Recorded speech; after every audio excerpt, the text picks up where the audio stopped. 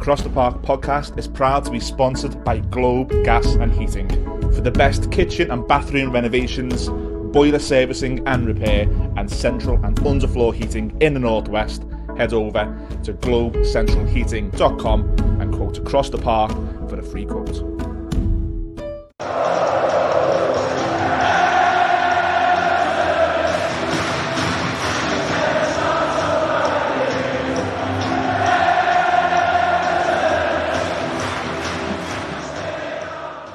Hello, welcome to episode 5 of Across the Park podcast 23-24. We can't look back on anything. I've had a lovely weekend. I don't know about you. There's been no Everton, but we're back, and I've got a very, very special guest to join me in Judge's absence. I'm a fan of this lad. I listen to his music all the time on the amazing Indemand Radio. More importantly, he is a big blue. Jack Hellier. Jack, thanks for joining Across the Park. How are you? No worries, man. How are you? Good, mate. I've been looking forward to this. I've been stalking you a bit online on your Insta. Like your bird's a bit worried. I know, yeah. She's like, who's this bloke? No, I'm made up to get you on, and I do want to talk a little bit about you at the end of the show. Yeah, no problem. Your life as a blue and things like that, the good questions. But we've got to talk about the current stuff at the minute. You're visibly younger than me, yeah. So I've probably had a little bit better than you at times. Definitely, probably. But the past 2 or 3 seasons have just been really, really tough. How is it for someone of your age who's maybe not seen some of the success, and it's been normal, but has this still been really extra crap for you? Yeah, it's probably been the most disconnected to like the club ever, because obviously there's been loads of other things off the pitch happening as well, so that stuff doesn't help. But when the team are playing like that, it's just horrendous. But I've actually I'm 26. I've never seen us win anything, so it's pretty much no different for me. But you're the generation I talk about when I say to my mates, I feel sorry for them because they've not seen anything. Yeah, like I was alive for the end of the 80s stuff. I say I was alive, can't remember it, but I'm taking it. Yeah, certainly saying I've seen it. 1995 cup final, visibly I was 10. That was a big moment for me. So I've had those little things, but the past 2 seasons have just been they've been really low, and I think disconnect's a good word there. I think some of the lads I know, they'll give the tickets away on a match day now. They'll just say like, I'm not going. And my little boy, I've spoken on this podcast, my little boy, I took him to the match on the Wolves game, and he says to me, Dad, don't bring me no more, we just get beat. And he's 5. So the generation below you going to get even worse. But we've got Sean Dyche at the minute. Anyone who knows anything about football understands why we have Sean Dyche, and he's even said himself, I probably wouldn't have got this job if Everton were trying to qualify for Europe. Where we are, which is just trying to stay up and get a bit of stability. Do you feel quite safe with Sean Dyche? I do. I think he can do a certain job, and I think he can take it to a certain level. But it's hard to judge him on like going past that certain level, because I don't think he's ever had the opportunity in the past. So he's obviously managed the likes of Burnley, and I think there is like a little bit of a ceiling with how much he can do with Burnley, and I think he can do more with Everton. But obviously there's restraints with like money and just all sorts of stuff happening. But time will tell at the end of the day with him. But I think he's a solid manager. And I think if you look at the likes of Rafa, Frank, I know you're going to look at Dyche as a bit of like a solid figure. And I think he's probably cut out a lot of the troubles as well, where he wouldn't like handle certain things like the Damari Gray situation, stuff like that. He's probably come in and gone, I don't want any of that here, because there's enough issues going on. The last thing he needs is more. True. So hopefully he's the guy that can kind of settle the ship a little bit. I hope so. I just want it to be settled. I want to sleep in April. You know what I mean? I know you're not going to that. I think you're right with Dyche. I feel a bit safer with him there. I think the likes of Frank Lampard is always trying to make Everton play in a way that those players can't play. You've even seen it at the start of last season with Dwight McNeil. Now, the Dwight McNeil who ended last season compared to the one who started it, I think personally, most of that is down to how he's being used. So Lampard had him in like a 3 behind the 1, and he's not that, whereas Dyche has gone winger, win corners, cross it.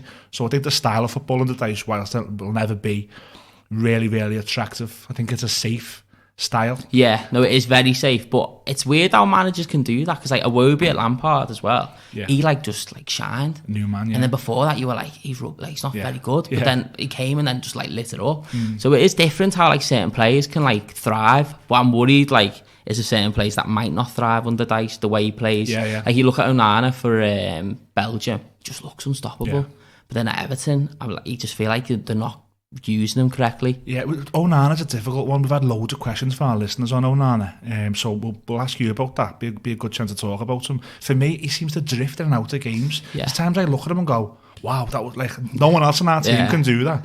And there's times where we're under the cosh, and I'm going, where is he? Because I could use the big man in here to win the ball back. Are you a fan of Onana? I like him. I know on Twitter someone called him Onanimous in games. It's just absolutely, mate. It was the best thing I've ever seen. It was hilarious. And he does go missing sometimes. But then he has some games where he just absolutely turns up. But I think there's so many Everton players that are like that. Where like one game, they'll be unstoppable. Next game, totally missing. And that's what they need to try and work out, because I don't know if that's just an Everton issue or that's like a problem with loads of different football players. But it feels like at Everton, we've got 11 of them. But I think Dyche said, didn't he, when he came in, he said it's so disjointed. We're overloaded in certain areas. Yeah. He left 3 centre-backs going and we've still got 4. I mean, it's mad. And he was saying there's a mismatch, and he's tried to address it. Him and Kevin Delwell have tried to address the attacking options. Now we've brought in a young striker. We've brought in an experienced striker. We've brought in a wide man. Hopefully we'll add goals. But looking at the window as a whole, I was reading that the net spend and things, and however you believe in and whatever, that the money we put down on players was 3 million. And the rest of it is on, we'll see you next summer kind of thing, hopefully. And we brought in over 50 million now. Damari Gray's gone. Is that for you? And it's probably difficult to answer. Is that sensible way we're working, or is it a bit of an alarm bell that we're still having to function like that? It could be either, couldn't it? The issue is no one knows what's really going on. Everyone's got we know this. At one point, people are saying it's financial fair play, and then now people are saying no, they're actually just skint. Yeah. So you're like, but what is it? Do you know what I mean? So now I'm starting to go towards we're skint because this financial fair play, I don't think anyone understands it. And you look at Chelsea and the way they're doing it, like they're spending a fortune. And I understand they're being clever by spreading the payments out and all that. And then I'm looking at Everton thinking, why aren't you doing that? Are we not capable of doing that due to like money we spent in the past, stuff like that? Like if I look at our window, I think if you at the start asked any Evertonian, they'd probably say they're a bit disappointed. We're short, aren't we? Yeah, like that young Portuguese lad, I think that's good for the future, but I don't think we can bet on future players. I think we need players now, like that Beto. I think exactly. If he gets injured, and I think injuries with Everton just go hand in hand. Yeah, they will. Yeah. The goalkeeper gets injured. Yeah. Or Tarkowski gets injured. We're in trouble. Deep trouble. Like Pickford's probably the only player in the last few years who's just been solid. Like, he's just been unbelievable. Like without him, we probably would be in the Championship, 100%. Like easy. Like, and even if he has like a bad game and stuff like that, he'll never get enough credit when he's at Everton. Yeah. But he is just unbelievable. I think every Evertonian will always just say like he is the number first name on the team sheet easily, isn't he? Like just so good. And he seems to be like a bit of a character as well, Pickford. There's a decision against Everton or something. If he's by the ref, he's fighting for that, and you can't have enough of those characters. I'm a big fan of Pickford. I think it's just around the pitch. I just think we're weak in different areas. I think the left back position, really, really weak there. I think we absolutely miss a Luca Dean type who can say, I'll go and air the team for you there if you cover the right-hand side. The balance isn't there. Patterson, at times, doesn't look ready for me, but you can see in a year or two he's going to be a really good player. It's getting to that position with Everton. So across the pitch, I think we've done okay in the window. I do think we've done okay. But I was sitting there at 10 to 11 on deadline day going, one more. Waiting for that yellow bar to come up, go, one more. It was that Nonto. I just wanted him. Yeah. And he was one player that when we played against him, I hated him. Yeah. Because he just did everything that I would love an Everton player to do. Yeah. I thought, we might get him. And Leeds handled it amazingly. They went, he's not going. I think and he just didn't. I think a lot of that was what we were offering, I think it was the Wonga on the tick kind of thing. Definitely, probably was a lot of like, we'll give you a 5 of this year. And they were under no pressure to sell, because they'd already sold the ones who had the clauses and stuff, and they were like, don't need to sell him. But what's interesting about that situation is he did everything he could to kind of get out. Poor lad. Yeah, poor lad. Like I feel so bad on him. Did everything he could. He didn't turn up. He didn't want to play in the match. He did absolutely everything. And I think Everton probably let him down. We're letting players down. Not even he played for us. I know. We're affecting everyone. I think that's right. I think it is proper Everton when you see the fact that he absolutely threw his rattle out the pram and said, I don't want to be here anymore, send me to Everton. And then we're like, there must be a screw loose to want to come play for Everton now desperately. No. Even I wouldn't. No, definitely not. Beto looks to me like an Everton number 9. You've been impressed with him? Yeah, just It's hard. 2 games he's played. Obviously, one was in the Carabao. The Doncaster League got us all giddy, hasn't it? Yeah. I feel like it's easy to get carried away and put loads of pressure on him and stuff like that. And I think it's going to be interesting when you got Calvert-Lewin fit. Definitely. What's going to happen? Because I know Calvert-Lewin's aerial threat is unbelievable. But this Beto is just he's an absolute unit. Like, it's. Do you reckon he can play together, them two? Is it too bad to have too many tall people at the front like that? Massive now. Yeah, you just cross the ball in constantly, wouldn't you? That'd be the tactics. But I don't know. I really don't understand if they could play together or not. I can see us ending some games with them on the pitch together, but starting... If you need a win, it's perfect, isn't it? Like, you just get the ball up, cross it in. And what I like about him as well, because obviously tall players, you just think headers and stuff, he's actually quite good with his feet when I was watching him. And he puts himself about, he's not afraid to get involved. And hopefully, because of his height, God, I hate it when you see tall players like that, they just get grabbed. Like the shirts are just getting ripped. Hopefully he'll be able to do a little bit in the box and get us like some penalties or something eventually, because we need something like that. Because he looks like he likes a battle already. Yeah. Like there's players, there's a picture of the Sheffield United player, I forget his name. Oh, and he's just on the deck as he's going past them. And it's mad that he's got like a bit of a history with Everton as well. Yeah, it's Samuel Eto'o. Yeah, it's weird. Have you seen the video of him training years ago with an Everton top on? It's the weirdest, like... So he's commented on that and he said it was because Samuel Eto'o was he, and he just loved him, so his mates got him an Everton shirt. Mental. So that's amazing as well. Like, Evertonians love stuff like that. We're a sucker for a good line. We are. Yeah, we love it. We fall for anything. Easy. We are so easy to fool. But I just hope... He's one of them players where you just want him to do well. Oh, definitely. And I think we've been crying out for just a big presence up there. Like when Lewin's fit with a different team. Yeah. But I'm sick of waiting for Lewin to come back, and every summer now it seems like this will be the season. And God love him, he's not getting injured on purpose. That Aston Villa injury, where he hit his cheekbone, going in to score a goal for Everton. He's just being unlucky. But as a fan, I've worn out of patience with that. Yeah, I think it's hard for a fan to comment on it. If you look at Dyche, I think Dyche is the one manager who's probably handled it the best. Where he's Dyche has took the bullet for him a few times where he's not ready. Yeah. And hopefully, I thought in the long run that means he'd be fitter for longer. And like the Aston Villa thing is a freak accident. But it's an Everton thing, isn't it? When it rains, it pours. Like, how could that happen? Like, that wouldn't happen to any other team. Him come on, he's fit for the game, and then this cheek just blows up like that. I was watching it, I was like, oh, come on. And he just can't catch a break. But hopefully that'll take a bit of pressure off him, having Beto there and stuff like that, and hopefully a little bit of competition as well. Yeah, so if he's fit for Saturday, Lewin, he's on the bench for me. Yeah. And you're saying we don't actually need you. We might need you in the game, but the plan to start this game, we don't need you. The pressure is off here because of the big man. The start of the season, Jack, for me, I'm looking at the 2 home games. Look, I can get why people say Everton had to win them games. I can get it. For me, you shouldn't have lost those 2 games. If you just got another 2 points on the board here, things look a bit better. The Sheffield United one is a game I think Everton had to go and win. I think that a team that, when I'm talking to my mates and probably when you're talking to yours, and we're talking about who's going to finish below us, Sheffield United, the names that I mentioned, you've got to go and get 6 points off them. So for me, it's not been the best start to the season. I don't want to drum up anger and emotion and get everyone worried here, because I do generally think we'll be okay. But the start of the season for you has been a bit hit and miss. Just a bit disappointing. And I don't actually even blame the squad as much. I think I can't stand deals still being done when the season started. I'd like the team just to be settled. Yeah. And I felt like we've kind of wasted them first few games trying to get players in, stuff like that. I think we can capitalise when Harrison comes back, and Dele Alli as well. I think he could potentially come back and just be an absolute game changer for us. It's hard to judge someone like that. You've seen everything he's gone through. None of us knew any of that. Yeah. And then now it kind of all makes a bit of sense. So hopefully, you never know, he could be a star player by the end of the season if he gets the games. I don't know what his situation is.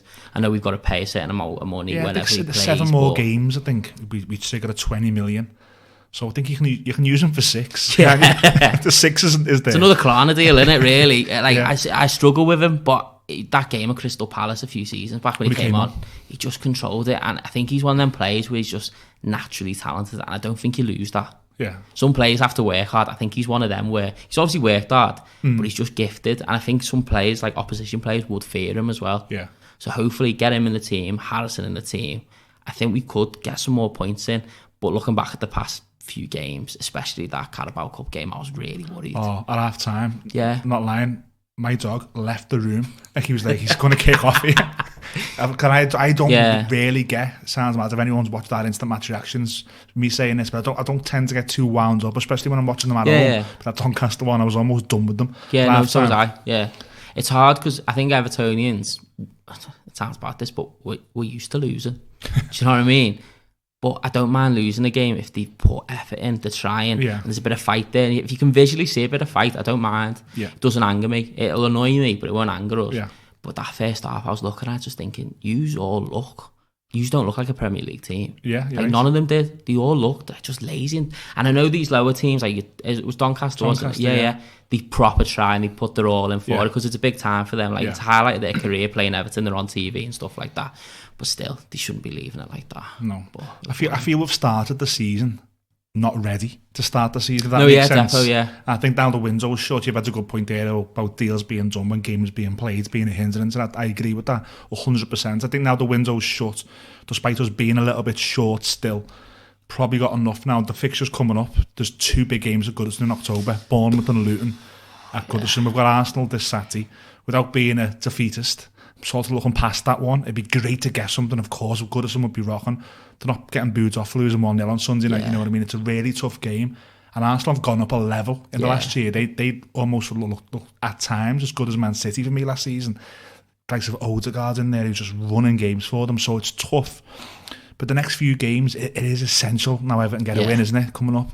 Do you know what's weird with Everton? I look at Arsenal and I always have this weird feeling. And I don't know if it's just stupidity, but I always think they could potentially do it. And I don't know why. And I think we took points off them last season, didn't we, at Goodison? First game, Dyche's first game, Dyche. And it's just weird the way you just look at certain teams like that and I think, they might, if Everton are up for it, the fans are up for it, Arsenal might not want it. And I worry more about playing the likes of Bournemouth and stuff like that. Like Bournemouth last season, they handed it to us. Like multiple times. They handed it to us every single time. So like, I think hopefully if we can get a draw against Arsenal is such a massive positive. Winslow disco. Winslow disco. It'd be amazing. And I think it would bring loads of confidence. But even if we lose the game 1-0, but put like a good shift in, there's positives to take. And the thing is, we have actually played all right. Certain things haven't gone well. Like first game of the season, that first goal should have stood. And I look at that and think that's where like it either goes left or right in the sense of like if it's not going for you, and we're bad for that. If it doesn't go for us, it's kind of like we put the tools down and like we just kind of get upset about it. Where we need to just kind of carry on with it. Like the luck will come eventually. I just feel like we're getting lots of bad luck at the moment. The 2 home games we played really well in, and the offside goal to Corey against Wolves, which was like on the line. Is it or is it not? And then the Neil Maupay was just like he had a bet on himself not to score in that first game. The chances that he had, and God love him, that hasn't worked out, and he's out the picture now. So look, I'll take Everton getting battered possession-wise on Sunday, and it's just hitting someone's shin and going in, because I do think we need, over the next 3 games, we've got to get 6 points, I think. Yeah, we just need positives, and we need them now. We can't be leaving it to the end of the season like we've done every other year, where we can't just decide to turn up all of a sudden. And I know the other teams start to struggle, they get tired and stuff like that. Everton shouldn't be in that position anyway. Like, the amount of money that's been spent over the years, and the amount of money that's been put into the club, we shouldn't be fighting relegation. No. It's not right. I'm not thinking that we should be finishing top 4 or even Europa. I think we just should be like around 10th, 11th. Yeah. But we're not. If someone told me when Machedi came in, listen lad, this guy's going to put £500 million into this, but you're going to nearly go down twice. Is he deliberately doing this then? Because I look at the stadium and it's kind of haunting me, because I'm thinking, are we going to be playing Championship football there? Because that'd be the worst thing to ever happen to Everton, but it'd be the most Everton thing to happen. Do you know what I mean? It'd be the most Everton thing to happen. First season, Championship football, just worrying. Look, we've got to get points on the board, and I'll repeat myself. The next few games are going to be crucial for me, because I don't want Everton to go into a situation where we're in October, November. Because I think Everton were lucky last season in relation to that many teams part of it. And it was Leicester who got swept up. At the start of last season, Leicester, no one thought Leicester were going down. No. But they were just in free fall chaos, and we clawed them. We said, you're the one way clawing out of here. If there's only 4 or 5 seasons, teams who were down there this season, and we're one of them. So you've got to start getting points on the board. I've loved talking footy with you, but I do want to talk a little bit about you. Yeah, before we do, just to let our listeners know, Judgy will be doing the Arsenal preview with the Arsenal fan channel. That's out on Wednesday, so keep your eye out for that. Going to talk to Jack a little bit about footy and music. You work at Indemand Radio. Now that for me is like, I love it. You know, we had Lee Butler on the show a while back, and I said to him, he does the morning Reminisce rewinds. Now you do the afternoon or the early evening Reminisce rewinds, and I've got it on whether I'm in the gym, dog walk, cooking, got it on. It should be illegal. What you do should be bottled and sold. When you're playing these boss tunes, is it good for you to play them? Yeah, it's been more of a history lesson than anything, because half the songs I play before I was born. Yeah. So, and do you know what? It's a bit different because Lee was there. Lee's been there, done that, and he's a legend at the end of the day, and I'm new. And for me, it's more like interaction-wise, where like people are kind of educating me because they're asking for songs, they're asking why they want that song played, where they used to listen to it. It was like the 05 one, the quad, stuff like that. These places to me, they're just names. I didn't experience them at all. Do you know what I mean? Seen the photos, seen the videos, I've heard Lee talk about them multiple times. I've never experienced it, but we're creating these memories now with like the likes of Reminisce and stuff like that. Like these songs are just unbelievable, and it's something with dance music, isn't it? They just live on. It's scary. You get the right track. Yeah, it's just unbelievable. I've got personal favourites, and I'll ask you in a minute, but there's something about dance music for me. It's different from anything else. It's something that can make you feel instantly good. Yeah, it's unbelievable. Like we have some days where you come in and you're a bit like, oh, I could do without this today and stuff like that. And as soon as like a few songs hit in, you're buzzing again. Yeah. And I know that's how important music is though to people, and it's important to like sport and everything like that. Music and everything, it just intertwines somehow. Like it just with everything, it's unbelievable, and we're really lucky to do what we do at the end of the day. And it's boss, to be honest. Like some of the music that we play, and I think with Indemand, it's special because we're not doing what certain other stations do, where they're playing certain songs on repeat and saying that we don't do that. And it's a lot of positive music as well. Like I know we probably looked at it as more as a dance station, but if there's a good song out and it's a good song, we'll definitely play it. Yeah. Because there's an indie show as well, isn't there? Yeah, there's indie shows. There's all different types of shows and stuff like that. As long as the music's good and it relates to the listeners, it'll definitely be played. It's one of them. Like I think what you do well, and I said before, big fan of you and what you do well as well, it's the interaction with the audience, and the audience are getting the names read out. And that's boss, you know what I mean? I feel bad if I don't read someone's name out. You feel terrible to a certain extent, and the messages are just unbelievable. Like Weaver the other day, we just finished our set of Reminisce, and Weaver was getting quite emotional on stage, just saying like, you don't know how much like you mean to us. Like at the end of the day, we're looking at a screen with just messages coming in, and you're getting nice messages. It's so good. Yeah. It's just amazing. And obviously occasionally you get like the odd negative one being like, what is this? And stuff like this. So you're not going to please everyone, but at the end of the day, like, you couldn't ask for better listeners. It's unbelievable. No, it's boss station. I enjoy it. Mentioned there that you're 26. Yeah. So what's your first Everton memories? Maybe not your actual first. When you think of Everton as a kid, what comes to mind straight away? It's the first game I went to was in 2002. I think, so I'd be 5. Blackburn away. Started off with the away games. I think I might have gone to like a home game. I don't know which home game, but I know the first away game, and it was Kevin Campbell. He scored, and it was like a 1-0 win. That's like games like that, the Moisey era, stuff like that. It's weird looking back, because when the Moisey era was happening, I was always like, we can do better than this. I know. Looking back now, I'll take that. Same. You would, wouldn't you? Yeah. It's amazing. But good memories, probably the best one is Jagielka semi-final against United, FA Cup. That was just unbelievable. But did you go down for that one? As a kid, that was amazing. That's probably been the highlight, which is quite sad because it was a semi-final win on penalties. But that's the closest I've probably got to us seeing like win something and you take it. Do you know what I mean? Recent good memories would probably be that Newcastle one against with the Wobie last minute winner. Did you ever see the video someone made with the Titanic? Track behind that. Yeah. It's unbelievable. You're emotional watching it on the bog. I took my girlfriend to that game, and we were in the Gladys Street, and we came, and she's never sat in the Gladys Street before. I was like, you're probably not going to sit down. It's quite an important game. And literally whistling the whole game. The stadium was just horrible. It was just horrible. And when Iwobi scored that last minute winner, I'll never forget just looking up and just seeing people just like climbing on things. It was immense. It was just an unbelievable moment, and that's probably recently the best moment. That ends of that season the Lampard season, even though we were rubbish and we just stayed up, I just remember goals being so important. I celebrate Anthony Gordon at home to United, the Iwobi one, of course, the Dominic Calvert-Lewin one against Palace. When that went in, that's the closest thing I've ever had to an out-of-body experience watching Everton. I've said this story in the podcast before. I remember like celebrating and hugging and then turning back to the pitch. I'm in the park end, so I'm looking at it all like sort of from behind.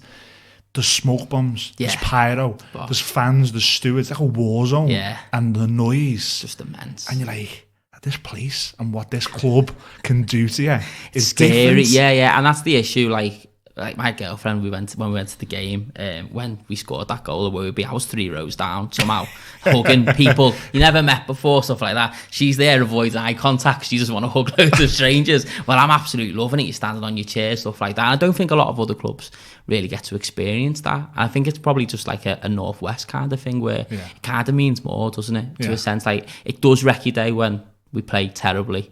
It does, but when we win, it's just an unbelievable feeling. Yeah, and I love nothing more. Now, this sounds silly and it's basic, but I love nothing more than an Everton win when you're there. Yeah. And you go home and life's just better, isn't it? Yeah, and it's hard to kind of not let it get to you when we don't play the best or something like that. And I think of recent, I've got better with like handling it because probably we've been through it that much where you start becoming numb to it, don't you? Yeah. But the wins are just far between, but very good. Yeah, I've got 2 impossible questions that I want to ask you at the end of the show.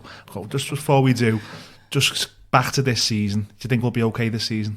Do you think we'll survive? I'm not saying do you think we'll be struggling, because I think we will struggle, but do you think we'll be okay? So, the first year we fought relegation, I was positive, not going down. We just won't go down. Last year, there was a little bit where I was a bit like, we potentially could go down. We had a show on in the arena that day when we were playing. I can't remember who we were playing now. It was when Decorah scored the last game of the season. Bournemouth. Bournemouth, yeah. We were in the arena, and like Cocky's a big Evertonian, and he's got an arena show. People are coming in and stuff like that. It pretty much got delayed, that show. Because of the Everton game? We were all watching it on our phones, terrified. Everyone was more nervous about the match than the arena show which was about to happen outside. It was just unbelievable. This season, I'm more confident that, because the squad is a bit better, I feel like we got rid of a lot of dead wood, situations like that. It's injuries which worry me, like you said. Imagine if an injury happened to Pickford. Imagine an injury happened to Calvert-Lewin once again. Beto, that's one person I want him to be like wrapped up in wool. I don't care. Like, don't even train. Don't train. Just come and just try and head of the ball in, mate. Just put your weight around. But I think we will do well. I don't think we'll do anything special, but I think I'd take anything. I just don't want to be in a relegation battle at the end of the season, worrying every single day about it. It just could do without it. I've got Grays because of it. I joined the club. I was your age when it started happening. We had Moyes then. I couldn't take it back then. No, I think you're right. I think injuries are a worry because of how short we are in different areas. But I think if Everton can navigate through and keep players fit, I think we'll be okay. I don't think we'll win the cup or get into Europe or nothing. No.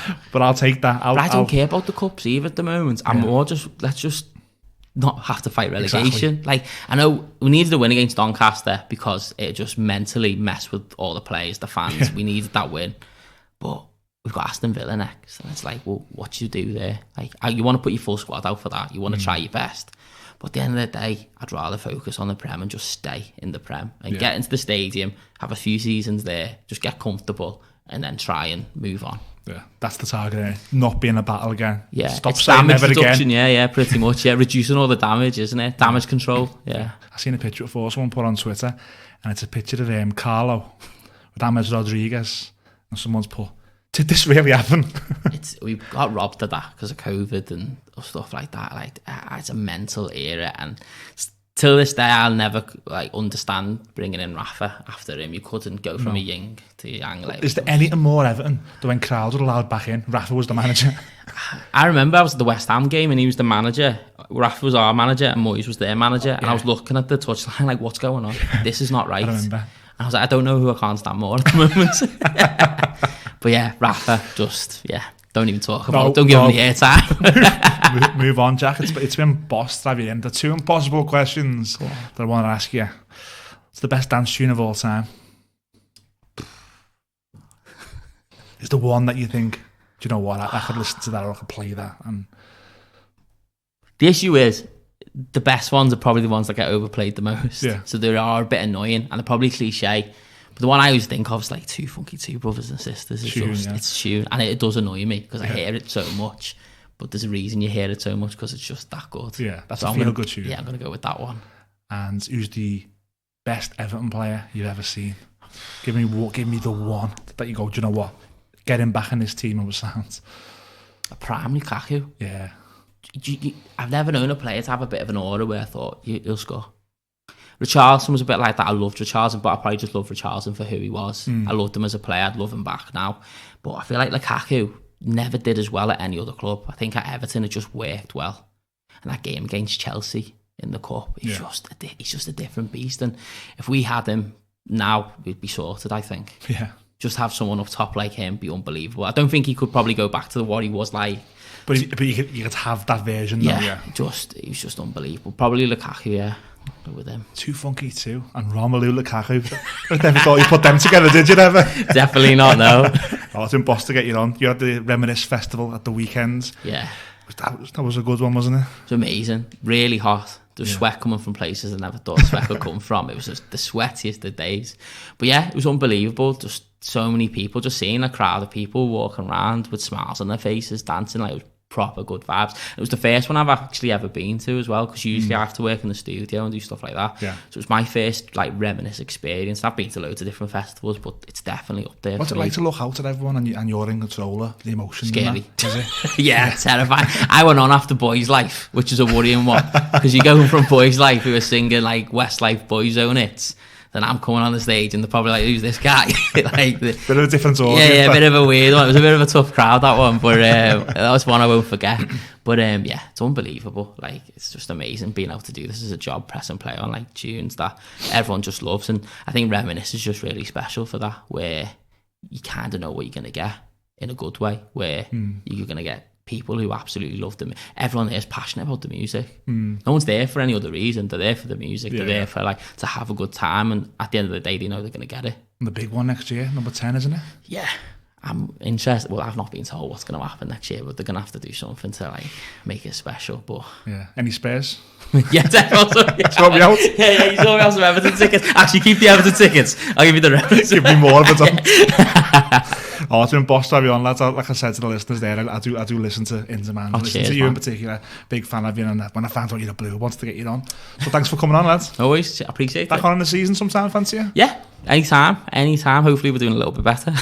Hopefully. More of a positive one. Yeah, boss. Thanks everyone for watching this episode of Across the Park podcast. Please like, share and subscribe this video. Subbing to our videos is everything to us. We're here in the amazing Pod Cafe studios. That wouldn't be possible unless we showed these guys our reach and our passionate followers that you guys are. So if you're already subscribed, pop this video in your WhatsApp group. Tell your mates to subscribe as well. We really appreciate it. Judgy's back on Wednesday with the Arsenal preview. Big thanks to my guest, Jack Hellier. And as always, up the Toffees.